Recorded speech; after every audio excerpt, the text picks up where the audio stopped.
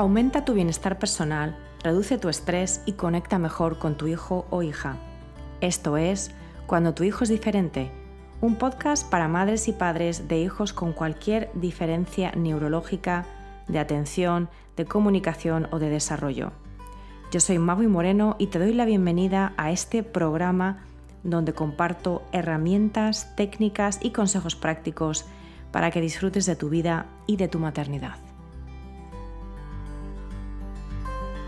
Hola querida comunidad, bienvenidos a un nuevo episodio de Cuando tu hijo es diferente. Hoy tengo el enorme placer de tener aquí conmigo a María Elena del Río. ¿Qué tal, María Elena? ¿Cómo estás? Hola, Maui. Aquí encantadísima de tener el honor de estar contigo y hablar con todas las personas que nos van a escuchar, o sea, de contar mi experiencia, sumar la tuya y bueno, a ver qué sale.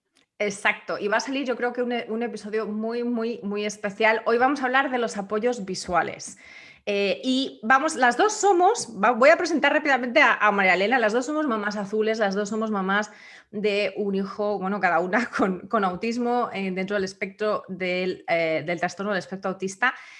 María Elena está aquí en rol de mamá, también de experta en apoyos visuales, pero experta porque se lo ha estudiado, se lo ha trabajado, lo ha puesto en práctica y además es una persona muy generosa que da muchísima información y recursos prácticos para otras mamás y otras papás, otras familias en esta situación a través de las redes sociales. Entonces, ella es venezolana, afincada en España durante muchos años, pero recientemente mudada a Londres, al Reino Unido. Así que está aquí para hablarnos de apoyos visuales y de cómo implementarlos en nuestra vida como mamás azules para apoyar a nuestros hijos con autismo, aunque yo creo que el tema de apoyos visuales va obviamente más allá del autismo y se puede aplicar a muchas otras neurodiversidades, a muchas otras diferencias de aprendizaje y de atención. O sea que eso también es importante decirlo. Pero vamos a empezar, yo creo que entramos en materia, María Elena, si te parece bien, porque no quiero que nos quedemos sin dar información tanto práctica y también concienciar y motivar. Hay que pasar a la acción. Este no va a ser un episodio teórico, vamos a daros un poquito de explicación, María Elena nos lo va a contar, pero queremos también que os llevéis este mensaje de que no solamente podemos usar los apoyos visuales, sino que debemos hacerlo y que además no es tan complicado y los beneficios son impresionantes. Así que empezamos, María Elena. ¿Qué son los apoyos visuales? Bueno, yo quiero hacer antes de empezar, antes de entrar al ruedo, a mí me costó, como le está costando mucha gente que está costando. Tuve una logopeda espectacular que me dijo, que aprendió de mí después cómo tenía que entrar. Me dijo, mira, tú tienes que usar los apoyos visuales, tú tienes que usar esto son unos pictogramas, lo tienes que usar. Pero ¿por qué los tengo que usar? ¿Por qué los tengo que usar si mi hijo tiene potencial para hablar? Yo no quiero que use dibujitos. No, pero es aumentativo. ¿Pero por qué es aumentativo? No, explícamelo. Y no me lo explicaba, no sabía explicármelo, no tenía las palabras para explicármelo. Y entonces empecé a buscar en San Google apoyos visuales, pictogramas, te parece 4.935.728 posts de apoyos visuales y de pictogramas, que si son rojos, que si son negros, que si tienen marco, que si no tienen marco, que si pones palabras, que si te ponen cada cosa que en vez de aclararme me oscurecieron absolutamente más.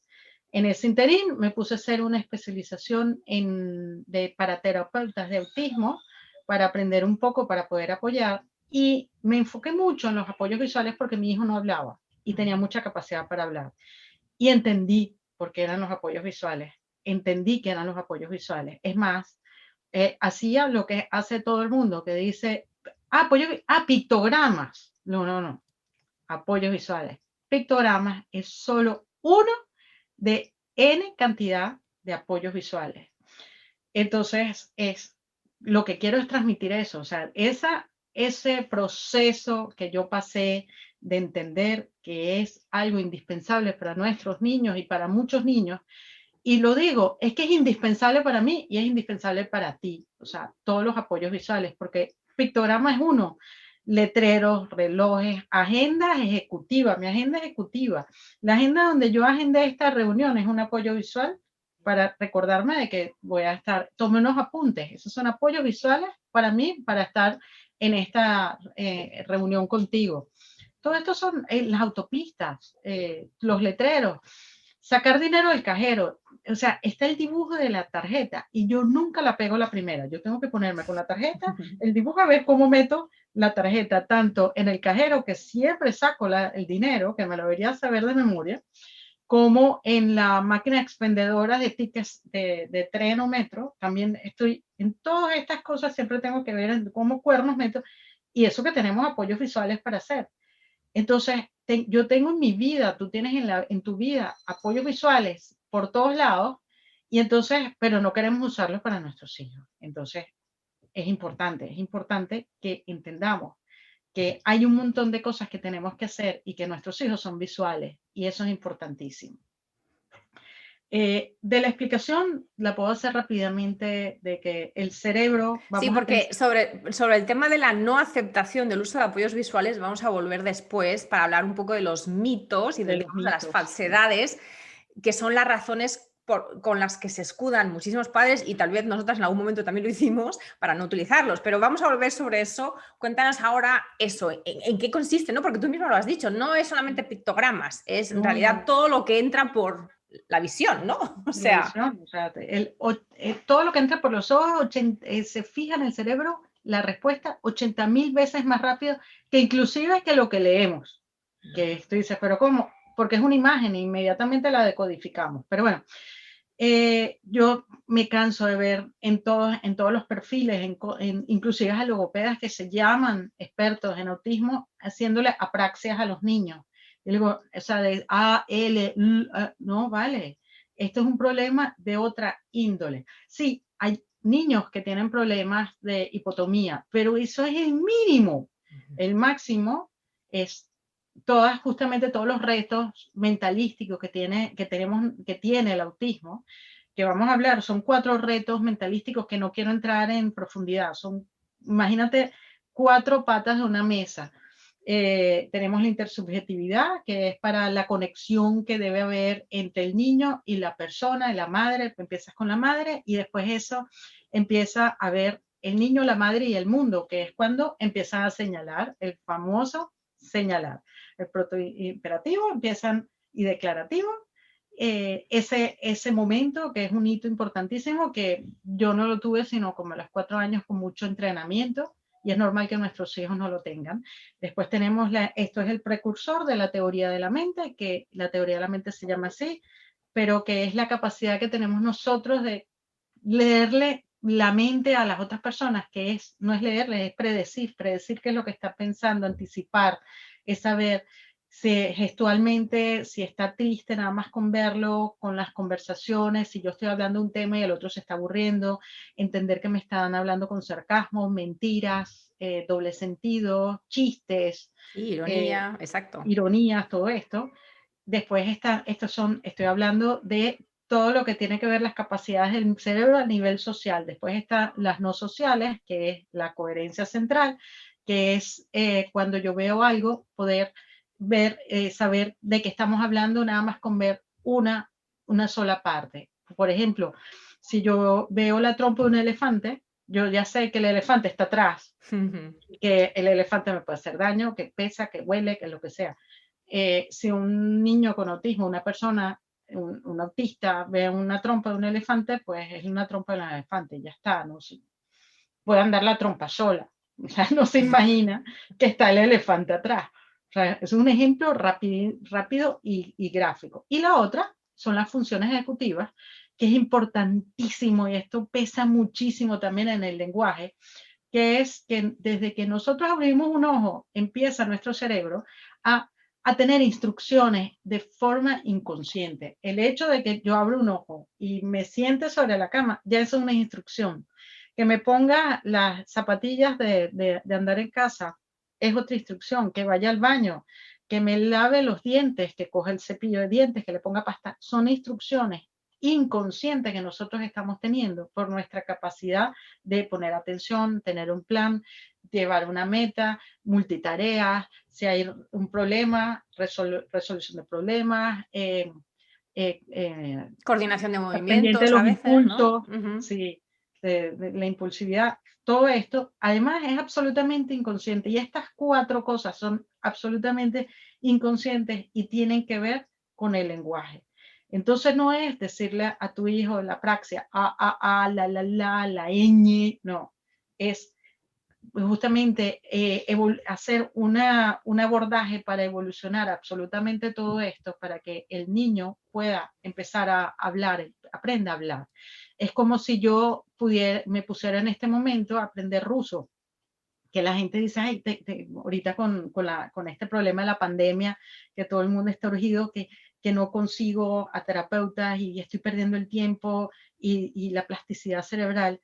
La plasticidad cerebral de pequeños es fantástica, pero eso no quiere decir que la pierdas. Yo a esta altura de mi vida, la edad que tengo, si quiero aprender a hablar ruso, puedo aprender. Me va a costar muchísimo, pero voy a aprender a hablar ruso. O sea que, por favor, calma, que con la pandemia es un estrés adicional que nosotros tenemos. Todo esto se va a resolver. Entonces, si yo me cojo ahorita un libro de ruso, ¿qué voy a tener? Imágenes, porque si no tengo imágenes, ¿cómo voy a aprender a hablar ruso? Entonces tengo muchas imágenes y es un libro para aprender a hablar ruso para una persona de mi edad, no para un niño de 5 años. E igualito va a estar plagado de imágenes porque tú no vas a poder aprender si no tienes imágenes. Y entonces esto ayuda justamente a todos estos procesos para concretar el lenguaje. Porque el lenguaje, como digo, no es solamente aprender a decir ña, ñe, ñi, ño, ño, no. Es algo mucho más sofisticado. Mi hijo tiene capacidad para hablar. Él lee desde los 2 años. 2 años lee. 3 años, perfecto. Ya lee todas, perfecto. Ahora, que entendiera lo que leyera es otra historia. Pero entonces él hablaba perfecto. O sea, yo le ponía a hablar en voz alta. Hablar no, a leer perfecto en voz alta, pero él era incapaz de decirme mamá. Él me llegó a decir mamá por primera vez a los 4 años. Y te estoy diciendo que él lee desde los 2 años. Entonces, ¿cómo tú logras que ellos evoquen la palabra? Que evocar es decir, yo ya entiendo que es mamá, que tú eres mi mamá, pero para que él me llame mamá, es decir, yo quiero hablar con esa persona que está ahí y para hablar tengo que decir mamá. Y Exacto. justamente todos estos apoyos visuales va a ayudar a tu hijo, a nuestros hijos, a que puedan organizar todas estas palabras, puedan organizar todo este sistema para que ellos puedan empezar a hablar. El 80% de las personas con autismo tienen la capacidad para hablar y van a hablar. Ahora, ¿poco o mucho? No sé, no tengo ni idea. Hay unos que no hablaban, a los 6 años empezaron a hablar y ahorita dan conferencias TED, o sea, hablan muy bien. Hay otros que hablaban bastante razonablemente a los 4 años y tienen 25 años y todavía hablan razonablemente, pero no son grandes locutores. No importa, si tienen capacidad de hablar, van a hablar. Probablemente está Naoki Higashida, que es el de La razón por la que salto, sí. Él no puede prácticamente hablar. Tú ves videos de él hablando y te quedas loca. Y escribe que te quedas loca. Él coge un ordenador y escribe espectacular. Entonces, bueno, es una cuestión de que nosotros podemos desarrollarla, debemos tener la esperanza y hacerlo bien, porque hay niños que sí, sin apoyos visuales, han aprendido a hablar, porque yo creo que este es el objetivo más importante de todos al final, han aprendido a hablar, pero les costó muchísimo y han aprendido a hablar pese a nosotros, pese a que nosotros seamos parte del problema y no de la solución. Si nosotros los ayudamos, van a aprender a hablar y van a aprender un proceso, todos los aprendizajes, porque total, tú necesitas hablar para aprender en las terapias a definir emociones, aprender a cepillarte los dientes, a cualquier cosa necesitas entender el lenguaje para poder empezar a hacer todo lo demás. ¿Y cómo haces ese proceso más rápido? Con los apoyos visuales. Creo que el paréntesis que hice fue demasiado largo. No. O sea, en realidad has contestado a la primera pregunta, que es qué son los apoyos visuales, y también a la segunda, que es por qué son tan importantes para las personas que o están dentro del espectro autista o tienen, por ejemplo, problemas de función ejecutiva que pueden ser todos los niños con TEA, con trastorno de déficit de atención y hiperactividad, también tienen problemas de función ejecutiva y que por lo tanto también les puede ayudar. Y aquí es donde yo creo que, o sea, empezaste diciendo, todos usamos los apoyos visuales. O sea, nuestro mundo humano está creado en torno a los apoyos visuales porque los seres humanos, el cerebro humano, es visual, o sea, tiene una capacidad de decodificación visual muchísimo más rápida. Ok, entonces, si ya los utilizamos todos, no hay que, o sea, no deberíamos tener que hacer, que presentar el caso de que las personas que además tienen el cerebro cableado de otra manera y que, digamos, tienen estas dificultades que no son intrínsecas, o sea, son intrínsecas, pero también son extrínsecas, pues porque el mundo que está creado alrededor suyo no les entiende, o sea, o no está diseñado por y para ellos. Entonces, no solamente es la gente, las personas que tienen autismo, sino cualquier otra persona neurodiversa que le cueste entender, sobre todo, la comunicación que siempre es social. La comunicación humana siempre es social, ¿no? Entonces ahí va a haber, digamos, áreas de, se pueden llamar debilidad, pero debilidad pues porque estamos hablando como personas neurotípicas. Okay, claro. Eso también es muy importante decirlo. No son debilidades intrínsecas en sí, son cableados diferentes en los que el cerebro está, digamos, que diseñado para enfocarse en la realidad de otra manera y operar en base a ella de otra manera. ¿Qué pasa? Que esa manera, pues no es digamos, estadísticamente no es la mayoritaria, ¿vale? Eso es lo que constituye una persona neurotípica, que es que somos del montón, somos muchos más que los que no son neurotípicos. Entonces yo creo que eso también es muy importante decirlo. Y el para qué, entonces sería precisamente para que digamos, ese espacio, ese gran hueco que puede ser un cañón enorme de espacio que hay entre el mundo neurotípico y el mundo de las personas neurodiversas se vaya acortando o podamos hacer puentes, ¿no? Y para que esas personas tampoco se caigan en en ese abismo tal vez. Claro. Y los apoyos visuales entonces nos ayudan a nosotros como neurotípicos a comunicarnos con ellos y a ellos como neurodiversos a comunicarse de vuelta con nosotros o a realizar peticiones o a entender, por ejemplo, cómo va a ser su día o a empoderarles para que ellos tengan un poder de decisión, por ejemplo, sobre su día, sobre lo que tienen que hacer y también, obviamente, ayudarles pues, con toda una serie de tareas, desde las más sencillas como lavarse las manos, a las más complejas como pues, hacer deberes, ¿no?, escolares o llevar a cabo trabajo ya cuando son personas adultas, ¿verdad? Entonces, yo creo que en este punto tal vez sería útil que las personas que nos escuchan y digan, vale, pero ¿esto cómo se come? ¿Esto cómo lo hacemos? ¿No? O sea, por ejemplo, vale, apoyos visuales no solamente son pictogramas. Entonces ¿cómo empezamos? ¿No? Claro. Si estamos hablando de niños pequeños, sobre todo, o niños que... o personas que no tienen mucha habla, o sea, que no tienen expresión verbal, empezamos con objetos. ¿Cómo es la progresión del uso de los apoyos visuales? Bueno, pues, cuéntanos un poquito. El problema está que la gente dice apoyos visuales, pictogramas. Entonces empiezan con un niño de 18 meses con el famoso pictograma. ¿Qué es el pictograma? Es un dibujo de representación gráfica de algo.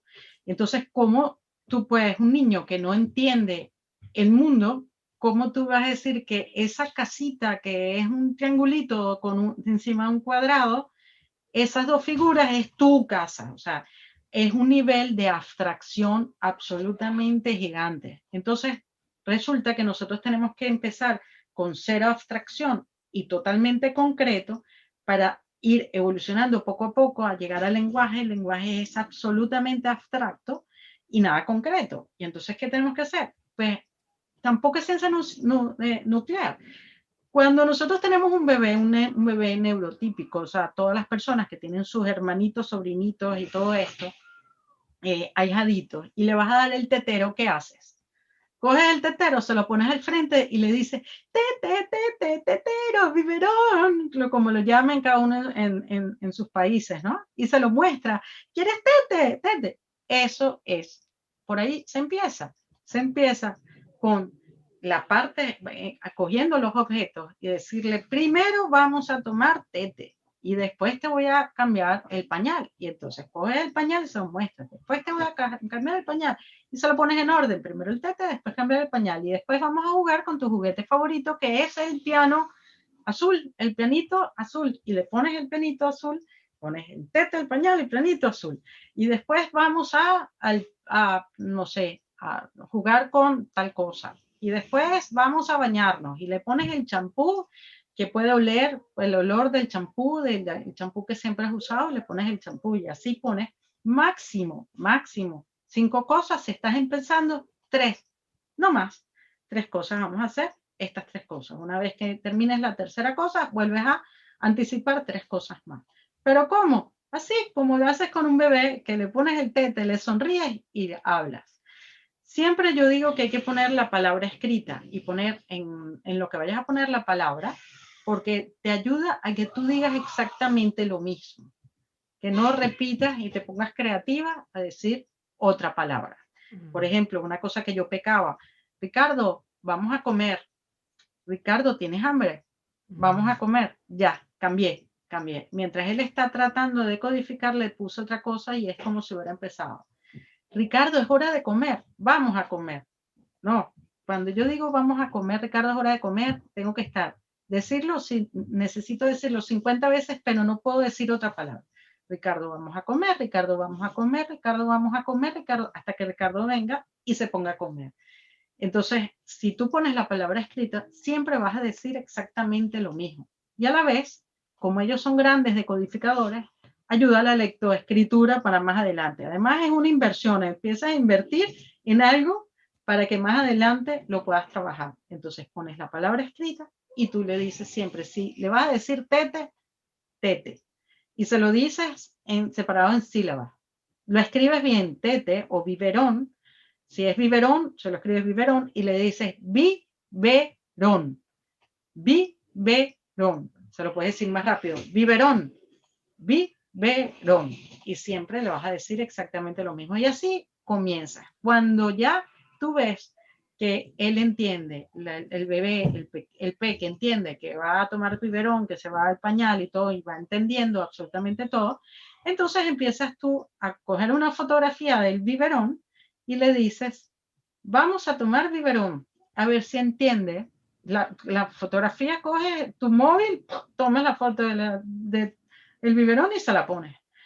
Y ya cuando tú ves que entiende, bueno, ya no tienes que poner el biberón físico, le pones fotografía. Y si tú quieres ver si sabe de abstracción, ya no hace falta que tú le pongas el biberón que va a tomar, ponle otro biberón para ver si entiende la generalización de que una fotografía de biberón es cualquier biberón.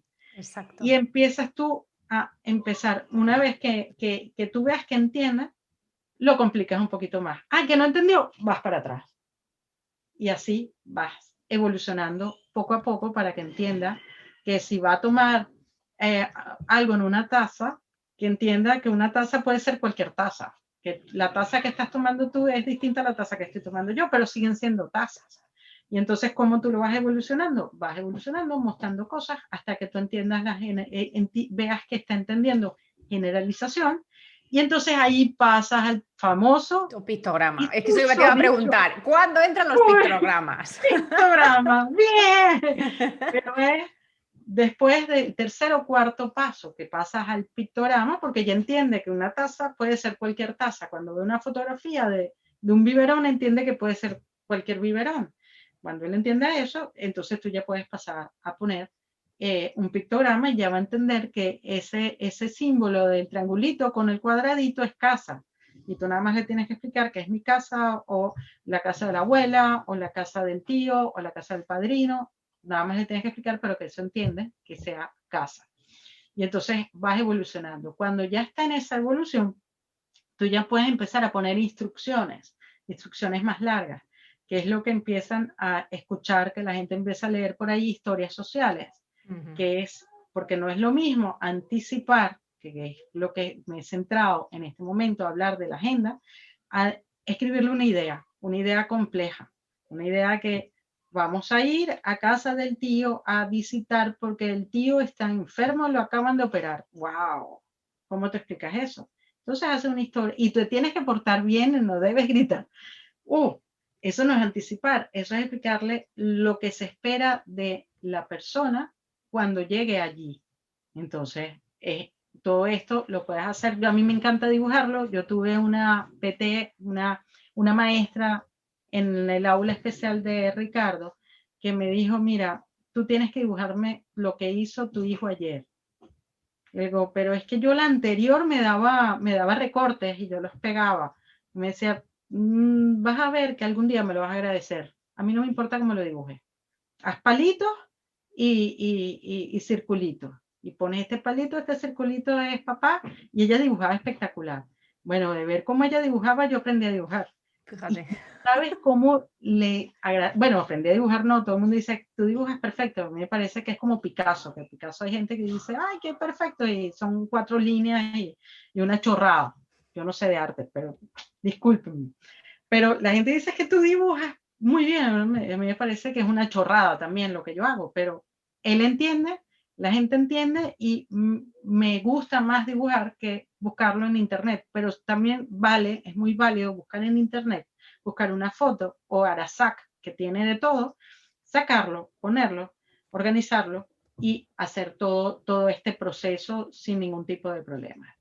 Lo bueno de aprender a dibujar es que si tú estás en la calle y ocurre un problema y no puedes hacer lo que tú tenías que hacer, si tú tienes una libreta, puedes enseguida resolverlo. Pero en cuestiones de un minuto, tener el plan B o el plan C ya listo, que buscar la app y entonces estar en un sitio que haya cobertura, buscar el picto y escribirlo, y el hijo ve que tienes el móvil y está en crisis y quiere el móvil para jugar, pero tú estás usando en vez de tener ese proceso, tú con un dibujo inmediatamente puedes resolver. ¿Cómo? Visualmente. Tú le explicas las instrucciones y volvemos a decir, tienes que dibujar porque ellos van a entender mucho más fácil. Mucha gente dice, pero es que yo le hablo y me entiende. Tú crees que no te entiende. ¿Cuántas veces tú le dijiste que organizara su habitación y lo hizo? ¿Viste que no te entendió? Y de hecho, si me permitís, para las personas que estéis viendo esto en vídeo, vais a ver que yo voy a enseñar una foto, que es una foto de la mochila de mi hijo, en el que tiene luego como etiquetas, porque obviamente mi hijo tiene 10 años, habla o conversa, digamos, no diría que al equivalente de los neurotípicos de su edad, pero casi, y sabe leer perfectamente. Entonces, tiene una foto de su mochila, la suya, y luego tiene abierta y se ve en cada etiqueta que está escrita, pues la lonchera, la carpeta y la botella de agua. ¿Qué quiere decir esto? Esto es un apoyo visual para que él organice su mochila, ponga las 3 cosas que tiene que meter o las 4 cosas que tiene que meter, dónde tienen que ir cada cosa para que entre todo. Y esto es solamente una parte, porque antes de esto había otro apoyo visual que le decía, primero la carpeta, segundo la lonchera, tercero la botella de agua. Entonces, es que es yo, para enseñar a Adrián a hacer su cama, hice fotos de él haciendo la cama, es decir, con mis instrucciones, pero fotos que luego puse juntas en una hoja, imprimí y puse en su dormitorio.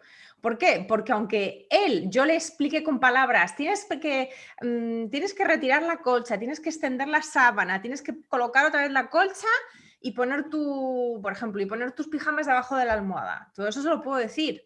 ¿Me entiende? Bueno, sí, más o menos, pero si no tiene un apoyo visual, hasta que él, digamos, sea, o sea, ya sea capaz de hacerlo de manera automática, ¿vale? De manera inconsciente, como hemos dicho antes, como hacemos muchas cosas a lo largo del día, él necesita ese apoyo visual y lo tiene en su habitación y tiene los pasos.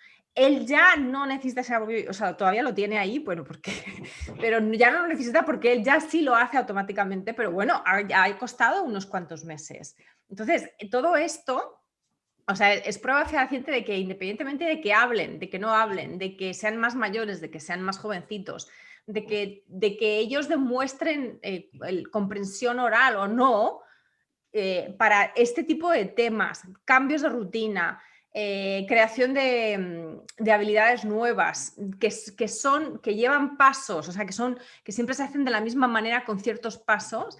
El tema visual es fundamental. Otro ejemplo que apunto aquí, nosotros fuimos a Ecuador hace un par de años y bueno, estábamos en Quito y había que ponerse crema solar, señores, porque estamos en el punto más cerca al sol, ¿no? Y no hacía calor, pero hacía mucho sol. Y entonces Adrián nos dijo, yo no necesito crema porque no hace calor. O sea, estábamos a 20 grados, no hacía calor. Y no estoy en la playa y no hace calor. Y le dijimos, no, cariño, pero es que necesitas crema porque aquí los rayos solares... Bueno, pues 20 veces lo dijimos. ¿El niño quería ponerse la crema? No, señores. ¿Qué pasó? Que agarré una hoja, un folio y le dibujé un astronauta. Y le dije, mira, los astronautas, tú sabes que tienen que llevar un traje y tienen que llevar un casco porque no hay oxígeno en la atmósfera. Aquí tienes que ponerte crema porque la crema es como tu traje de astronauta para que los rayos solares no entren y te hagan daño a la piel. O sea, utilicé una metáfora, pero una metáfora visual. De esa manera conseguí ponerle crema solar.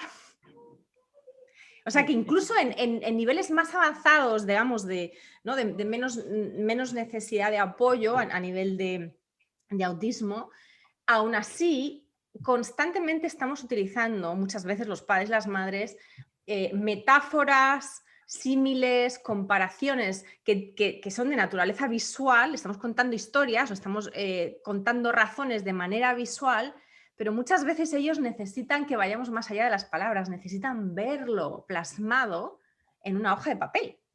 Y da igual que lo dibujes bonito o no. Sí, sí, sí. Hay una cosa que es muy importante, que el apoyo visual es perpetuo, tangible, lo pueden tocar, lo pueden revisar, va a quedar allí. Si tienen dudas, pues regresan, pueden verlo, porque hay mucha gente que dice, pero ¿por qué no puedo usar una app? Porque la app, primero, la tablet es en donde juega o el teléfono donde juega. Entonces, cuando él necesite revisar, ¿qué va a hacer? Se va a enganchar con el juego. No va a estar allí, no va a poder organizar su habitación, hacer la cama como has dicho tú. Está escrito, está ahí en la pared cuando él dice qué fue por dónde empiezo y la almohada, en dónde pongo la almohada, dónde queda la almohada o no. O no es que en dónde pongo la almohada, el único que se acordó de todo lo que dijiste era que estirara la sábana y él tiró la colcha al piso. Exacto. Y entonces cuando ya para él lo organizó, ya. Y entonces cuando ve el apoyo, no, pero es que esto lo tengo que poner acá. Y entonces, ¿verdad? La almohada la tengo que poner. Y eso lo va a hacer 400 veces antes que se fije. ¿Y qué pasa? Cuando ya se fija qué es lo que tiene que hacer, que en tu caso no lo has hecho porque tampoco es indispensable, pero hay momentos en que sí empiezas a retirarlo, los apoyos visuales, para ver si se acuerda, para ver si desarrollaste esa habilidad, empiezas a retirar los apoyos visuales, que es cuando una persona no puede caminar, necesita una silla de ruedas. Cuando ya puede pararse, le quitas la silla de ruedas, le pones unas muletas. Cuando ya puede usar bastón, le quitas las muletas y le pones el bastón. Y si no vas eliminando todo esto hasta que él ya pueda caminar sin bastón, le quitas el bastón. Si no vas haciendo esto, nunca va a aprender a correr. Entonces, tienes que ir haciéndolo y cuando tú ves que ya está bien la habilidad hecha, la retiras para saber si ya aprendió definitivamente a hacer la cama, que eso es algo que tienes que hacer. A ver, quitárselo, a ver, haz la cama y ver si lo aprende a hacer. Mi hijo se cepillaba los dientes espectacular, era increíble cómo se cepillaba los dientes. Y en el colegio, cuando comía en el colegio, yo no sé qué hacían ahí y desaprendió a cepillarse los dientes y todavía yo estoy tratando de romper esa rigidez de las malas costumbres que aprendí en el colegio. Y eso que yo dejé en el colegio, las instrucciones, no solo las instrucciones, sino que le di las instrucciones y dije, ¿cuántos baños hay aquí? Hay 4 baños, aquí hay 4 instrucciones, porque esto le va a servir a mi hijo y a todo el mundo. Y no sé qué hicieron, porque definitivamente no siguió esas instrucciones. Y es algo que tienes que empezar a ver y pelear y revisar, y cuando ya esté afianzado, retirar. Y así es Exacto. que vas aprendiendo a darle habilidad a tu hijo. Sí, y eso también es muy, muy interesante. Aquí entramos un poquito en los mitos y las falsedades, ¿no? Yo creo. Porque, a ver, sería como, yo creo que tendrías que hacer, te voy a dar más trabajo, Marialina, un post, tendrías que hacer un post, tú que eres muy buena con los posts, de top 10 excuses o top 10 excusas que utilizamos los padres para no usar los apoyos visuales. O sea, porque tú has oído más de 10, pero, o sea, seguro. Muchas serán versiones ¿no? de las principales, que son: es que si utilizo apoyos visuales mi hijo nunca va a hablar, o es que si utilizo apoyos visuales se va a volver dependiente de ellos, o es que si utilizo apoyos visuales, pues eso, como que voy a tener que ir por la vida con, con carpetas de pictogramas, entonces no voy a, ¿sabes? Como que me va a crear rigidez a mí, a mi hijo, o sea, toda una serie de mitos y de falsedades. Yo creo que la número uno, imagino que estarás de acuerdo conmigo, es que la mayor parte de los padres tienen un miedo.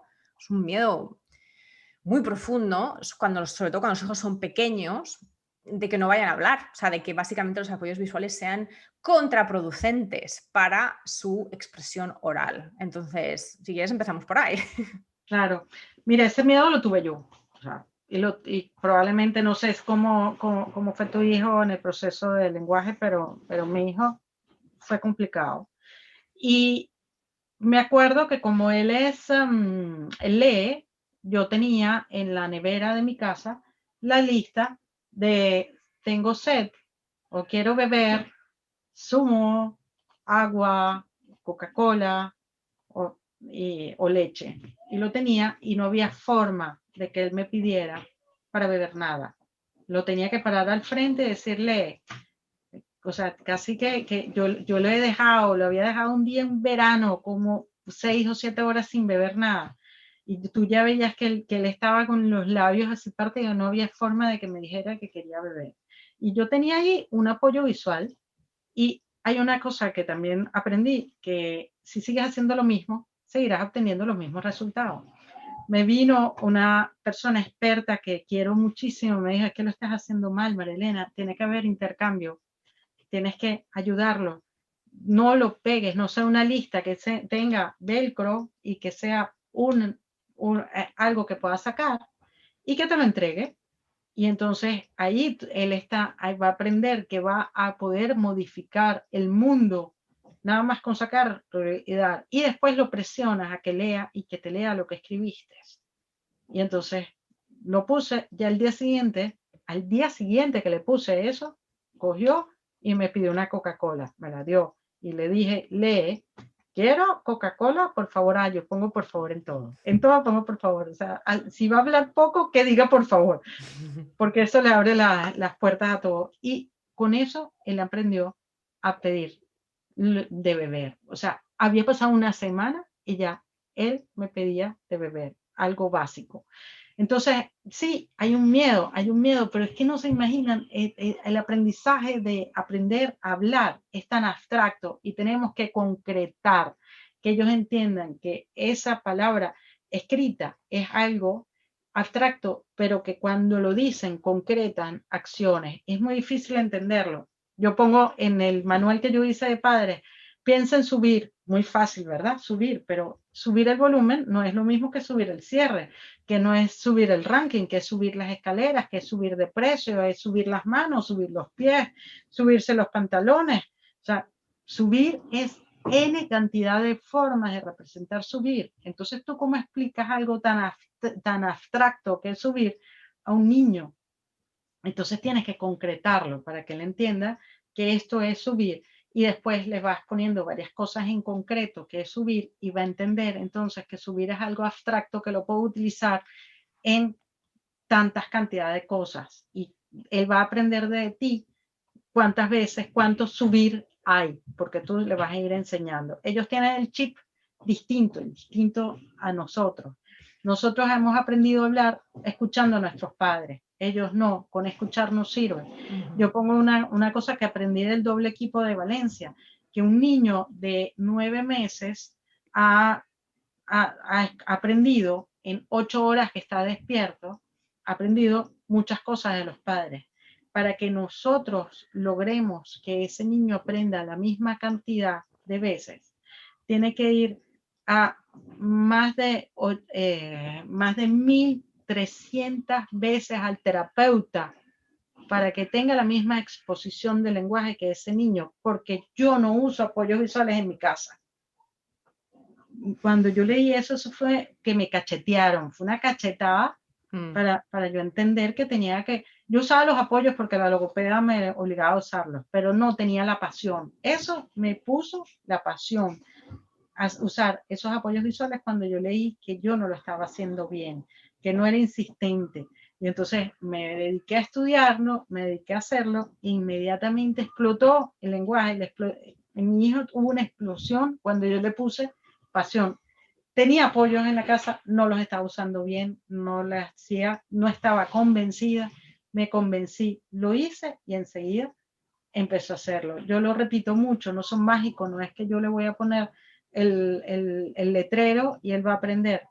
No son mágicos, pero cuando yo entiendo a usarlos, aprendo a manejarlos, él aprende a entenderme, empieza la magia. Ahí sí empieza la magia de la comunicación. Así que es una cuestión de que tenemos que hacerlo, lanzarnos y entender que con eso va a aprender a hablar. Cuando yo empecé a usar estos intercambios de pictos, mi hijo aprendió a pedirme el refresco hablando, no con los pictos.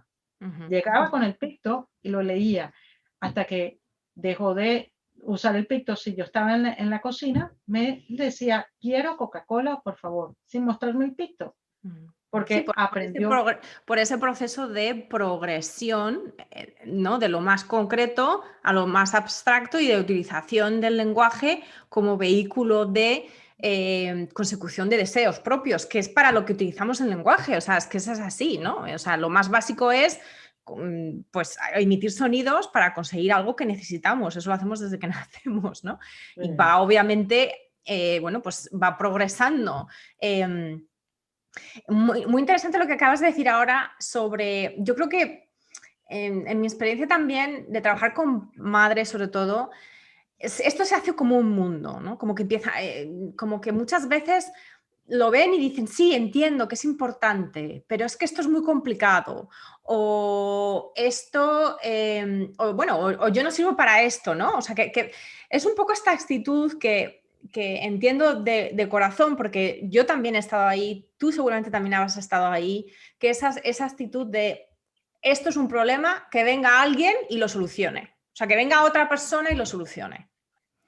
Y el mensaje aquí, muy amablemente dado, es, no señores, esto es un desafío y nosotros como padres, como cuidadores, como las personas que más horas pasamos con nuestros hijos al final, porque es que es un tema de cantidad, somos las personas que más impacto tenemos en la prognosis o en la progresión de aprendizaje, de desarrollo de nuestros hijos, independientemente de que sean neurotípicos o no. Pero en el caso de niños que no son neurotípicos, que tienen autismo, que tienen TEA, que tienen lo que sea, es fundamental, porque ahí es donde tú has hecho mención de esto al principio, ahí es donde podemos realmente, sin quererlo, por supuesto, caer en ser parte del problema.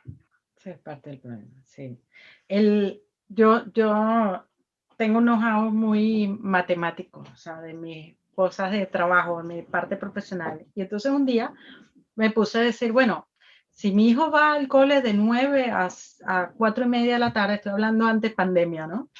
Sí. Y después va 2 horas al terapeuta semanalmente, ¿cuánto tiempo pasa conmigo? Y resulta que el 87% de su tiempo pasa conmigo.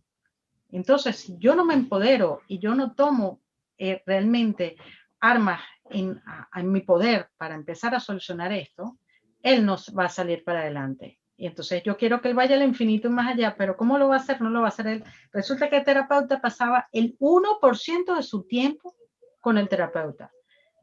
El 11% era con el 12% era en el colegio y el 87% conmigo.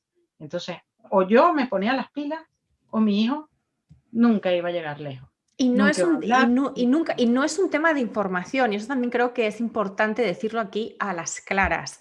No es un tema de información, porque información, o sea, María Elena, tú eres precisamente una fuente inagotable de información gratuita, o sea, y lo vamos a dejar en las notas del episodio. Tú tienes un PDF descargable que explica paso a paso y te da un poco la visión global de todo esto que estamos comentando en esta charla.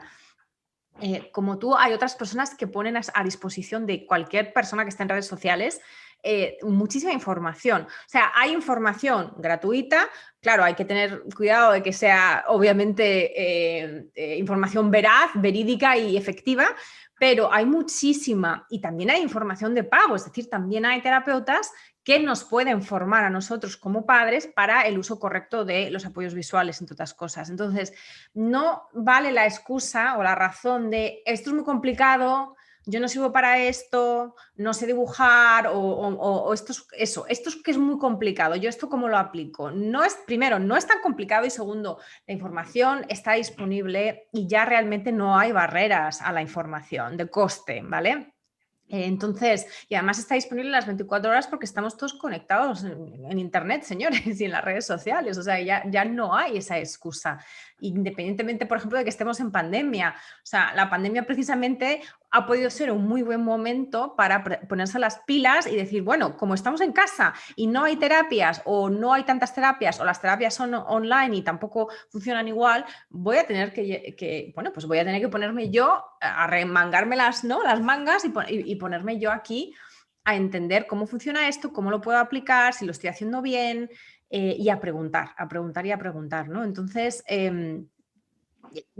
yo creo que esto hay que decirlo no con el motivo de crear culpabilidad o de crear una sensación de insuficiencia a los padres, sino realmente de empoderar a los padres, porque de eso se trata, ¿no? Absolutamente. Yo siempre digo, mira, no es cuestión de leer 1000 libros como he leído yo, es cuestión de leer uno y aplicar lo que leíste en uno. Ya está. Con leer uno y hacer lo que dice ese uno, vas para adelante. Anabel Cornago es uno de los blogs más importantes, un gurú de hispanoparlantes más grande que tenemos y yo he llegado muy lejos gracias a ella. Y todo lo que hace es visual y manipulativo. O sea, son apoyos visuales lo que ella enseña, porque es visual y manipulativo. Cuando tú la gente entiende eso, lo que estás haciendo con ella es visual y manipulativo. Ella hace cosas de colores, visual, ella gesticula, te enseña a gesticular. Eso es visual y todo es manipulativo. Y yo lo que te estoy diciendo es anticipa. Ahorita tengo que escribirle a alguien en Instagram, es que mi hijo tiene 7 años y pega gritos, es muy agresivo, no usa apoyos visuales. Probablemente me va a decir, es que yo en el país donde estoy no puedo comprarme una plastificadora, ni puedo, mira, yo tengo una persona que vive en un pueblo chiquitito adentro de Venezuela que todo el mundo puede conocer el desastre que hay en Venezuela. Esa persona no tiene plastificadora, ni electricidad, si tuviera, no tiene nada. El pueblo es tan pequeño y la quieren tanto que todo el mundo recicla las hojas de papel para que ella pueda dibujarle a su hijo. Y ella todo lo hace dibujando, porque ella no tuvo oportunidad de tomar foto con el móvil, ni imprimirlo, ni plastificarlo, ni nada. Ella tuvo que ir directo a la abstracción, y directo a la abstracción le dio, que el niño habla y es otra persona absolutamente distinta, y ella todos los días me agradece de que yo le haya dado hasta en el blanco del ojo para que ella se ponga a hacer eso, porque ella siempre me decía, no puedo, porque yo vivo, es que tú entiendes que yo vivo en un sitio que es imposible. Pero dibuja, no sé dibujar, dibuja 4 palos. Y cuando un día en su desespero lo hizo, se dio cuenta de todo cómo le cambió la vida. Y ahorita dibuja mejor que yo. Me pasó unos dibujos que le digo, pero wow, he hecho un monstruo, logro un monstruo, es mi orgullo. Cada vez que ella me escribe todo, yo lloro de la emoción al ver lo que ella hace. Entonces, si ella puede, ¿por qué tú no lo puedes hacer? Exacto. Claro que lo puedes hacer. Lo que tienes que tener es ganas, convencerte de que tú tienes la capacidad para hacerlo. Y tu hijo te necesita y tú quieres hacerlo porque tú quieres, lo importante es que tú quieras ayudar a tu hijo. Exacto. Tú quieres ayudarlo, lo puedes hacer. No es ciencia nuclear. dibujar, es empezar a hacer lo que dije con el tetero, empezar poco a poco y después pasas a dibujo. Si puedes utilizar, tienes como imprimir, imprimes, o sea, hay un montón de herramientas que puedes utilizar, hazlas. Es que mi hijo tiene 10 años. Ahí tengo otra madre que es, mi hijo tiene 10 años y no entiende, pero ponle las reglas claras, escríbelas, que él las escriba, se las dictas. O la escribes tú con él al lado y se la pones en un folio gigante y se lo escribes y ya está. Y cuando se ponga es que no, a gritar, no se grita. Y mira, le pusiste un letrero, no se grita, lee las instrucciones. Y así vas cambiando la vida. Y esto yo creo que también es importante también para ir como acabando, entender que los apoyos visuales, que creo que es otro de los temas un poco peliagudos, es que muchas veces pensamos, hemos hablado un poquito de esto antes, ¿no? Que es cuando nos has dicho la persona que está en una silla de ruedas, luego hay que, ¿no? Como que es como tener un andamiaje. Y entonces el andamiaje, bueno, pues cuando ya se ha hecho la fachada, cuando ya se ha reparado la fachada, pues vas quitando el andamiaje, ¿no? Digamos piso por piso, claro, para que no, la cosa no se colapse, ¿no? Entonces es un poco esa idea, esa imagen que me viene a la mente. Sin embargo, entonces, digamos que al punto en el que muchos padres quieren llegar es a no tener que utilizar apoyos visuales. Pero ojo, que yo creo que aquí también esto es un apunte importante, porque igual que hemos dicho desde el principio que todos los adultos y los niños neurotípicos utilizamos los apoyos visuales, o sea, los apoyos visuales no van a desaparecer de nuestras vidas cuando tenemos un hijo con TEA o con una neurodiversidad, porque ellos lo van a seguir necesitando en ciertos contextos y a lo mejor van a ser apoyos visuales diferentes, es decir, como acabas de decir tú. Van evolucionando los apoyos. Van evolucionando, pero no quiere decir que ya, pues no necesitan apoyos visuales. En mi caso también os cuento, por ejemplo, que nosotros tenemos muy pocos apoyos visuales así tipo pictograma y tipo, ¿no?, ilustración. Tenemos unos cuantos que tienen que ver con la función ejecutiva de mi hijo, pero no tenemos tampoco ya tantos. Ahora, uno que hemos mantenido a lo largo de los años y es muy antiguo, o sea, que nos lo hicieron, seguramente era demasiado complejo para cuando nos lo hicieron, cuando nos lo hizo nuestra terapeuta Ava, cuando a lo mejor Adrián tenía 4 o 5 años, y que también estoy mostrando ahora pero es un apoyo visual que te da, que es básicamente como, son pictogramas que te da diferentes opciones cuando tienes una emoción concreta. Y entonces aquí, por un lado, tienes las emociones, que son las caritas, ¿no?, de enfado, tristeza, ¿no?, que son pues una carita llorando, lo que sea, y luego un menú de opciones para cuando tienes diferentes emociones. Mi hijo no lo utiliza muy a menudo, pero en alguna ocasión, porque él, digamos que la gestión emocional la lleva bastante bien, pero en alguna ocasión yo lo he tenido que sacar.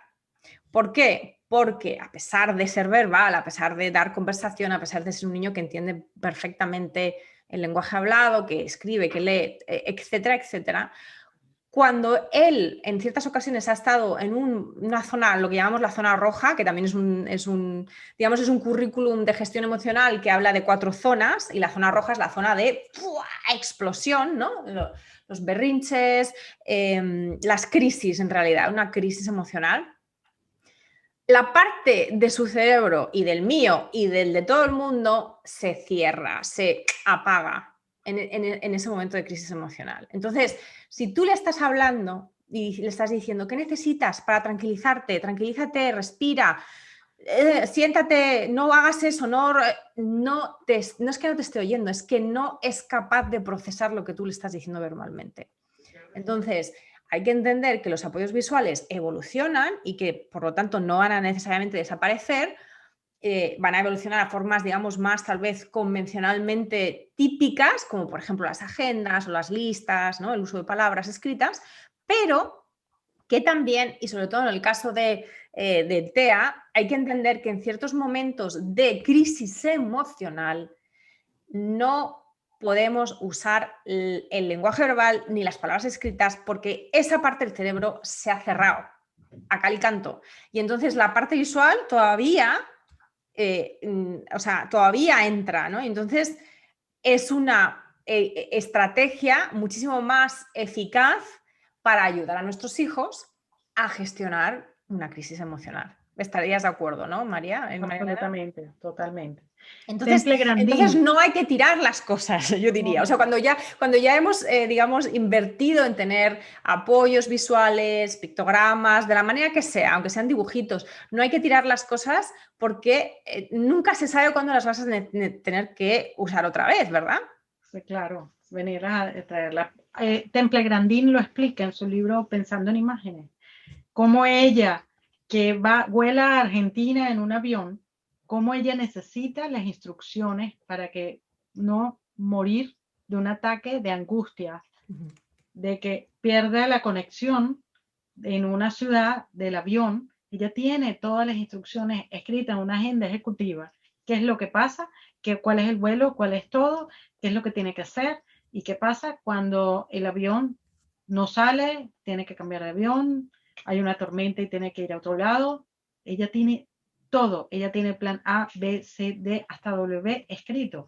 Y tú ves a Temple en una conferencia TED y la ves a ella, wow, increíble, pero ella es tan autista como tu hijo de 3, 4 años y tiene 4.000 apoyos visuales. Ella viaja con una maleta de apoyos visuales justamente para tener todo contemplado. De que los apoyos visuales hacen de que ellos sean literales. Ellos son literales. No es que lo van a hacer. Ellos son literales. O sea, somos madres de niños diferentes y ellos son literales. Entonces, lo que vas a hacer es hablarle su idioma para que ellos sean más independientes y puedan poder solucionar sus problemas de la forma que ellos pueden solucionarlos, de la forma. Entonces, tenemos que entrar a su forma de razonar y cómo, siendo literales como son, le vamos a dar las herramientas y ellos van a lograr ser más independientes si nosotros le damos las herramientas literales para que ellos puedan solucionar. Si ellos saben qué es lo que va a pasar porque se lo dimos literalmente, ellos van a poder solucionar todos los problemas como ha hecho Temple Grandin, que es una persona que todos las tenemos así que wow, el máximo representante de autismo en esta parte del mundo es ella. Y entonces tenemos que sacarnos ese chip y entender que los apoyos visuales son indispensables para nuestros hijos, es la base de todo el conocimiento y de allí empezar a construir. ¿Cómo? Dependiendo del nivel cognitivo, el nivel de capacidades que tenga tu hijo, vas solucionando. Tú tienes a tu hijo que ya escribes listas y letreros y va sin ningún problema con stickers, le pones el sticker en la mochila y él ya resuelve. Yo no, yo todavía tengo que poner un pictograma y resolverlo de otra forma. Y cada uno va a tener, porque cada uno es distinto, pero uno va a evolucionar y va a utilizar el apoyo visual, o tú empiezas a evolucionarlo hasta que llegas a un tope. Y ese no va a ser el tope de toda su vida, porque mi hijo tiene 7 años y todavía tiene un proceso de maduración del cerebro increíble. Y él va a seguir evolucionando, pero en este momento él tiene ese tope y estoy utilizando ese sistema. Y cada vez va a evolucionar hasta nada más tener listas que probablemente él vaya a escribir. Y yo voy a llegar a esa lista, pero no ahorita, como tú ya llegaste. Entonces, es así y lo tenemos que hacer y para adelante, con esperanza porque lo vamos a lograr, pero poco a poco. Lo importante es la dirección y no la velocidad. Hasta ahí vamos a llegar. Muchísimas gracias, María Elena. Yo creo que este es el punto perfecto para acabar la charla. Te quiero de verdad agradecer de corazón tu generosidad en este programa y fuera de él. Eres una persona que da muchísima información, muchísimo ánimo, muchísima motivación, muchísimas collejas que decimos en España, ¿no? Los cacheteos que a veces también son necesarios, ¿no? Y que además, por ser mamá azul, tú, yo, digamos que tenemos esa autoridad moral para hacerlo, para decir, yo también he estado ahí, yo también me he resistido, pero hay que hacerlo por nuestros hijos, porque ellos nos necesitan y porque, como acabas de decir tú, no es importante la velocidad, es importante la dirección, es importante sentir que ellos van avanzando y que van avanzando también en gracias al apoyo que les estamos dando como ellos lo necesitan, no como nos gustaría a nosotros. Y yo creo que esto también es fundamental. Así que lo que me gustaría también es ofrecer a todos los oyentes que si quieren saber más sobre apoyos visuales, bueno, pues volviendo sobre el tema del qué, el por qué, el cómo, el dónde, el cuándo, que les vamos a dejar en las notas del episodio un link que es para descargar un PDF o que es un manual para padres sobre apoyos visuales que ha escrito María Elena, que tiene yo creo que 22 páginas. Es una maravilla, yo lo leí hace muy poquito, me encantó. Y que es gratuito. Así que, o sea, de nuevo, María Elena, muchísimas gracias por tu generosidad. Y antes de despedirnos, quiero que nos cuentes si alguien te quiere seguir en redes o quiere leer más de lo que tú escribes, ¿dónde te encuentran? Principalmente escribo en Instagram, Medriosan, ya cuando lo escribas tú le pones mi Instagram. Allí he puesto en historias destacadas varios videos de mi hijo con todo lo que yo hago con él, para que aprendan, para que no solo lo lean, sino cómo se llega a esto. Pero esto es intuición para que lo empiecen a hacer. Pero me pueden seguir en Instagram, tengo también Twitter, pero en donde yo normalmente estoy me consiguen y contesto todo. Normalmente le contesto absolutamente a todo el mundo. Cuando no contesto es porque se me traspapeló y me despisté, me hacen un toque y contesto. Por ahora, hasta ahora, he tenido la capacidad de contestar a todo el mundo y me gusta contestarle a todo el mundo bien, o sea. Y yo doy prueba de ello porque es verdad que María Elena siempre contesta, o sea, de verdad que tu generosidad. También tienes un blog, ¿verdad? Tengo un blog, pero normalmente el blog, si lo quieren leer, no es, sino que todo lo que escribo lo pongo en el blog y entonces cuando necesito responderle a alguien le pongo el link, léete esto, ¿no? Pero también, o sea, ponen Medriosan en Google y van a ver el blog, YouTube, Twitter, Instagram, estoy en eso. Y bueno, lo demás, pues Papastea en Facebook, que pongo allí las cosas que he leído para poderlas buscar cuando tengo que responderle a alguien en un link, lo pongo allí. Y entonces siempre tengo un artículo, un post, lo saco de allí y se lo pongo a todo el mundo. O sea pero básicamente es Medriosana y pueden averiguarme mi vida completa. Pues pondremos todos esos links en las notas del episodio.